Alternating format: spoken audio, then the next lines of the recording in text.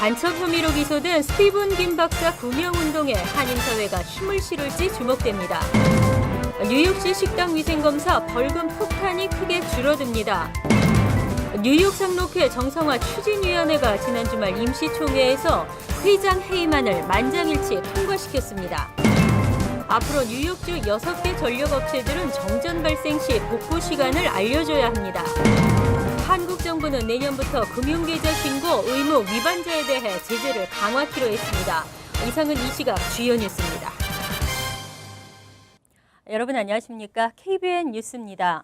미국의 국가기밀 정보를 유출했다는 간첩범 혐의로 기소된 스티븐 김 박사를 아십니까? 3년째 연방 검찰에 맞서 외로운 법정 싸움을 벌이고 있는 스티븐 김 씨의 친누나가 한인 사회를 찾아 관심과 도움을 호소했습니다. 주성훈 기자가 보도합니다. 지난 2009년 북한의 2차 핵실험 직후 국무부 공보 담당자로부터 폭스뉴스 기자에게 북한 문제를 설명해 주라는 요청을 받은 스티븐 킴 당시 미 국무부 정보총괄 선임 보좌관.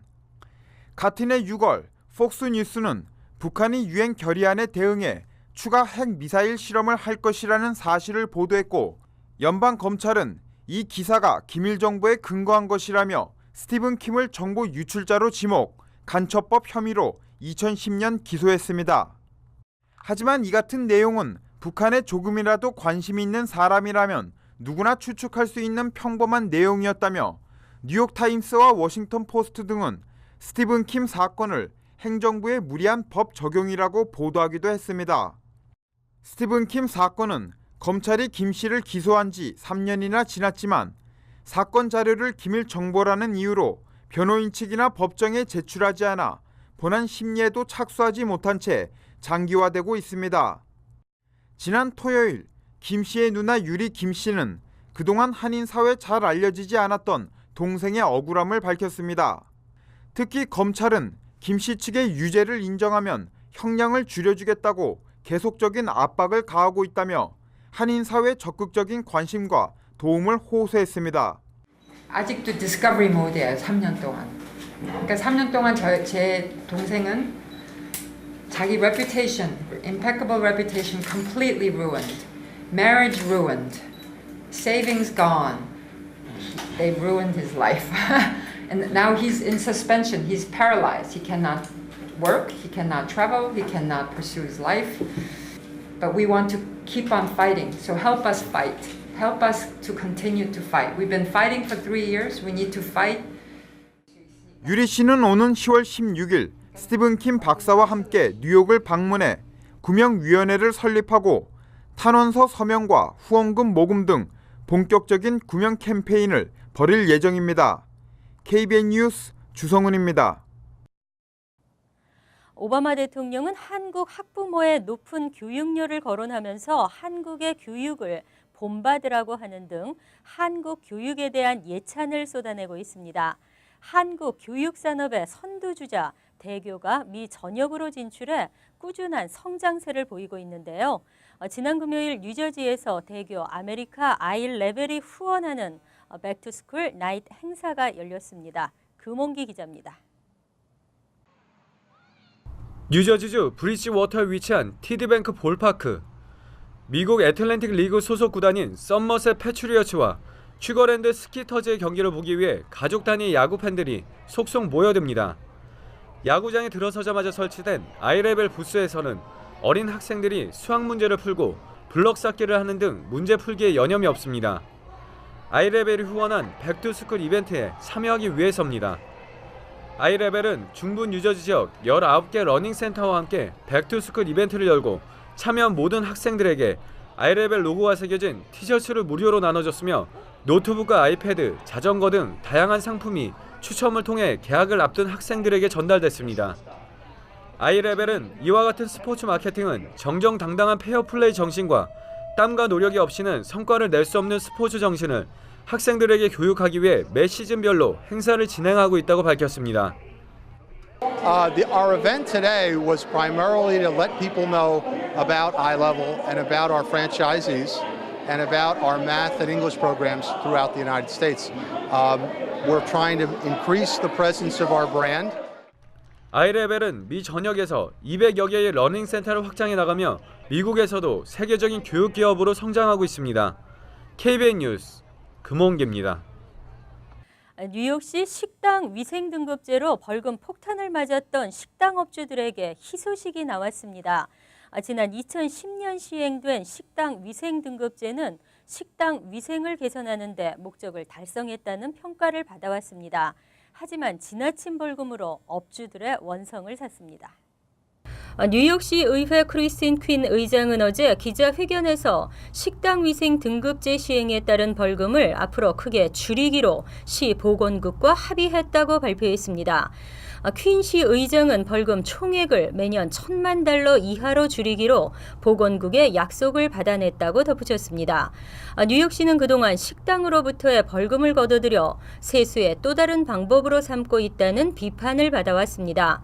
퀸 의장에 따르면 이 같은 내용을 골자로 하는 위생 등급 규정 완화 조례안이 오는 22일 시의회에 상정됩니다.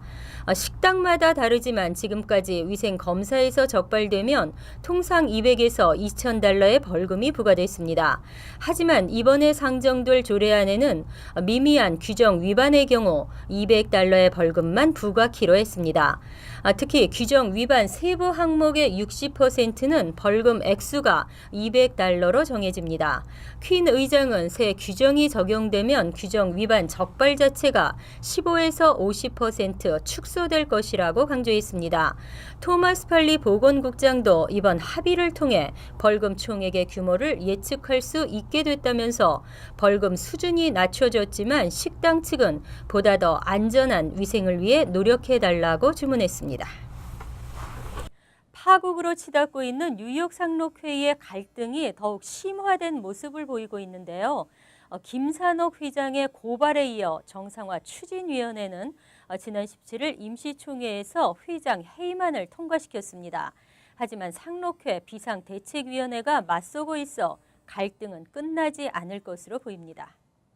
지난 17일 상록회 정상화 추진위원회는 플러싱 상록소 데이케어 센터에서 임시 총회를 개최했습니다. 한인 상록회 회장에 의해 해임된 이사진이 주도한 이번 임시총회는 김산옥 회장 퇴임을 만장일치 가결했습니다. 그리고 상록회 정상화 추진위원회 구성과 조형현 위원장 인준도 통과시켰습니다. 이사회가 밝힌 회장 사임 이유는 회계감사 거부, 공금 횡령, 정관을 무시한 이사 해임과 상록회 농장 운영권 박탈 등입니다. 장봉남 임시이사장은 새로운 상록회 출발을 위해 노력하겠다고 밝혔습니다. 하지만 김산옥 회장을 지지하는 상록회 비상대책위원회는 외부 감사 등을 실시해 전혀 문제가 없음을 증명했다며 이사비도 내지 않은 이사들이 소집한 총회의 결과는 효력이 없다고 맞서고 있습니다. 한편 총회에 참석한 김정숙 전 사무총장은 이 어덜트 데이케어 센터와의 유착 관계를 다시 한번 부정했습니다. 미리 대비는 하지만 그래도 예측할 수 없는 자연재해, 하지만 언제 들어올지 모르고 무작정 기다려야 하는 전력 복구는 주민들을 더 애타게 하는데요. 앞으로는 반드시 고지해야 하는 정전 복구 시간으로 기다림이 수월해질 전망입니다. 앤드류 쿠오모 주지사는 지난 15일 뉴욕주에서 영업을 하고 있는 6개 전력 업체들이 2013년 12월 15일부터 정전 발생 시 지역별 복구 시간을 제때 알려주는 시스템을 개발하고 현재 전기 시스템이 가지고 있는 결함을 해결하기 위해 노력하기로 했습니다.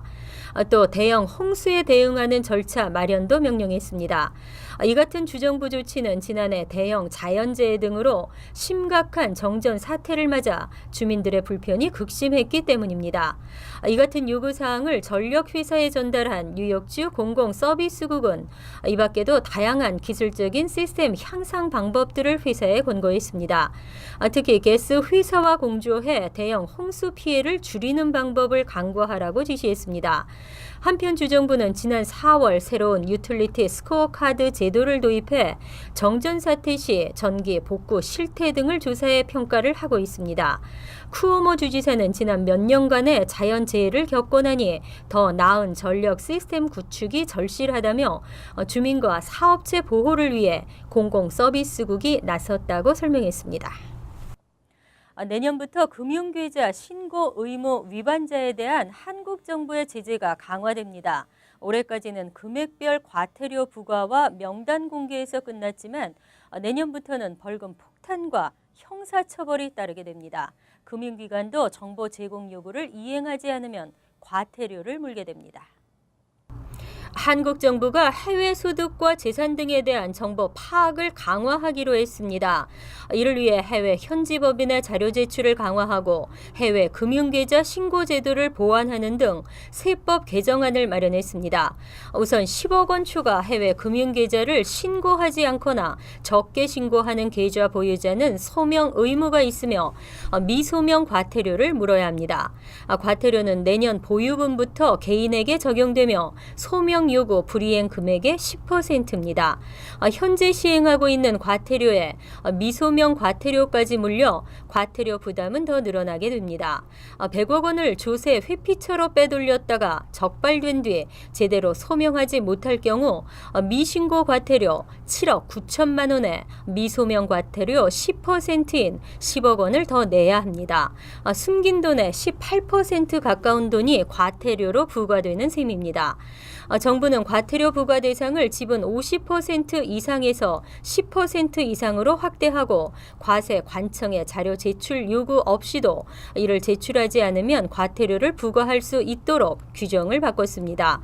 이외에 스위스 등과 과세 관련 금융정보를 상대국의 요청으로 교환할 때 1인별 교환 외에 인적사항을 특정할 수 없는 2인 이상의 집단별 교환도 할 수 있도록 했습니다. 정보 교환의 범위에는 거주자와 내국 법인도 추가했습니다. H마트가 미 전역으로 매장을 늘려가며 아시안 시장 공략에 적극적으로 나서고 있습니다. 지난 토요일에는 뉴욕 베이사이드점을 오픈해 뉴욕에서만 총 7개의 H마트가 운영되고 있는데요. 금홍기 기자가 보도합니다. 뉴욕에서 1982년 한아름이란 이름으로 첫 오픈한 H마트가 동부와 서부 등 미 전역에서 매장을 점차 늘려가며 최대 한인마트로 자리 잡고 있습니다. 지난 토요일 H마트는 뉴욕 베이사이드점을 새롭게 오픈하고 이 지역 고객 맞이에 들어왔습니다. H마트 베이사이드점 오픈 행사에는 그랜스맥 연방 하원의원과 토니 아벨라 뉴욕주 상원의원 등 정치인들과 지역 주민이 참석한 가운데 이뤄졌습니다. H마트는 베이사이드 지점을 통해 이 지역 주민들에게 신선한 제품을 공급하고 편리한 원스톱 쇼핑 공간을 제공해 나갈 계획이라고 밝혔습니다. 앞으로 지속적으로 일단 우리 한인을 포함한 아시안들의 그런 건강 생활을 위해서 좀 더 프레시하고 좀 더 깨끗하고 좋은 음식으로 저렴하게 공급하는 그런 목적을 가지고 사랑과 정성으로 계속 고객들을 섬길 것입니다. 베이사이드 지점은 지상 1층과 지하 1층 등 모두 3만 5천 스퀘어피트 규모의 대형 마켓으로 50대 이상의 자동차가 동시에 파킹할 수 있는 주차 시설을 갖추고 있습니다. 이 지역에 사는 한인들은 H마트 베이사이드 지점 오픈으로 인해 평소 한국 음식 재료를 사기 위해서 프러싱까지 가야 하는 번거로움이 해결될 것 같다며 반기는 분위기입니다. 굉장히 좋아요. 네, 굉장히 좋아요. 그리고 편리하고 또 깨끗하고 새로 만들었으니까 깨끗하고 그러니까는 아주 좋죠. 네. H마트는 미 전역으로 매장을 확장하며 연 10억 달러의 매출을 올리는 등 꾸준한 성장세를 보이고 있습니다. KBN 뉴스 금홍기입니다. 뉴저지주에서 메디케이드만을 가지고 의사를 만나기가 더 어려워질 것으로 보입니다. 이미 오래전부터 메디케이드를 꺼리는 의사들이 많이 있는데요. 이유는 정부로부터 받는 비용이 낮기 때문입니다. 내년에 메디케이드 환자를 받지 않을 것이라고 답한 뉴저지주 1차 진료 의사는 54%, 전문의는 56.5%로 나타났습니다. 이는 의학정보 잡지 헬스어페어가 전국의 의사를 대상으로 실시한 설문조사 결과로 전국에서 가장 낮았습니다. 이유는 뉴저지주가 의사들이 메디케이드 환자로부터 받는 비용이 전국에서 가장 낮기 때문으로 분석됐습니다. 카이저 패밀리 재단의 조사 조사에서 뉴저지주 의사들은 방문 검진 1회당 평균 23달러 50센트를 받는 것으로 집계됐습니다. 뉴욕주는 평균 37달러 41센트에서 56달러 18센트, 펜실베니아주는 40달러에서 54달러 42센트, 와이오밍주는 67달러에서 95달러 57센트입니다. 이처럼 뉴저지주는 적게는 15달러에서 많게는 70달러까지 차이가 나는 메디케이드 비용으로 이에 따른 불편함은 환자들이 감수해야 합니다. 메디케이드는 연방정부가 운영하는 시스템이지만 주마다 의사들에게 각기 다른 비용을 지불하고 있습니다. 연방정부는 지난 2년간 진료비 인상을 시도했으나 예산 삭감으로 인해 시행이 미뤄지고 있습니다. 신종 범죄 슬라이딩이 뉴욕에서 성행하고 있습니다. 슬라이딩은 주유소에서 잠시 방심하는 사이 승용차 안에 귀중품을 훔쳐 달아나는 신종 범죄인데요. 최근 급격히 늘어나고 있어 주의가 요망되고 있습니다. 뉴욕시경은 주유하는 동안 자동차 안에 귀중품을 훔쳐 달아나는 일명 슬라이딩 범죄가 최근 뉴욕에서 급증하고 있다며 시민들의 주의를 당부했습니다. 슬라이딩 범죄는 주유소에서 요금을 지불하려고 잠시 업소 안으로 들어가는 사이에도 발생하고 있습니다. 심지어는 피해자가 주유하는 동안 바로 옆에 차량을 세워 주변의 시야를 가린 뒤에 몰래 몸을 낮춰 접근해 조수석 문을 열고 훔쳐가기도 합니다. 이들이 노리는 것은 지갑뿐 아니라 아이폰과 갤럭시폰 등 고가의 스마트폰 등입니다. 최근에는 백사경찰서 관할 퀸즈 80가의 헬스 주유소에서만 잇따라 3건의 슬라이딩 사건이 발생하는 등 범행이 잇따라 발생하고 있지만 범인을 뒤쫓기가 만만치 않습니다. 뉴욕시경은 이에 대해 주유할 때와 매장을 이용할 때 반드시 차량의 문을 잠그라고 조언하고 있습니다. 또 창문을 열거나 귀중품을 차 안에 두지 말 것과 가방 등 귀중품은 들고 움직일 것 등을 조언했습니다. 이상으로 KBN 뉴스를 마칩니다. KBN과 함께 즐거운 저녁 되시기 바랍니다.